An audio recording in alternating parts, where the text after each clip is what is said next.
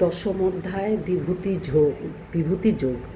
ভুয়ো এব মহাবাহ শৃণু মে পরমং বচ যত্তেহং প্রিয়মানায় বক্ষামি হিত কাময়া ন মে বিদু সুরগণা প্রভবং ন মহর্ষয় অহর্মাদি দেবানং মহর্ষিণাঞ্চ সর্বস্ব যো মামজ মনাদীঞ্চ বৃত্তি লোক মহেশ্বরম অসংমূঢ় মর্তেষু সর্বপ্রাপৈ প্রমুচ্যতে। ভগবান শ্রীকৃষ্ণ বললেন, হে মহাবাহ, তুমি পুনর্বার আমার রহস্য ও প্রভাবযুক্ত বাক্য শোনো। আমার প্রতি অতিশয় প্রীতি সম্পন্ন হওয়ায় তোমার কৃতার্থে আমি এই কথা জানাচ্ছি। দেবতাগণ এবং মহর্ষিগণও আমার উৎপত্তি অর্থাৎ লীলাতে প্রকটিত হওয়ার কথা জানেন না, কারণ আমি সর্বভাবেই দেবতা ও মহর্ষিগণের আদি কারণ।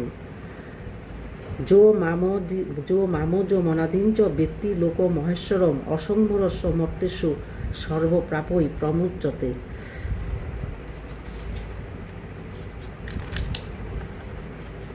যে আমাকে অজ অর্থাৎ জন্মরহিত অনাদি এবং সর্বলোকের মহেশ্বর বলে তত্ত্বত জানেন, মনুষ্য মধ্যে সেই জ্ঞানবান ব্যক্তি সর্বপাপ থেকে মুক্ত হন। রাধে রাধে।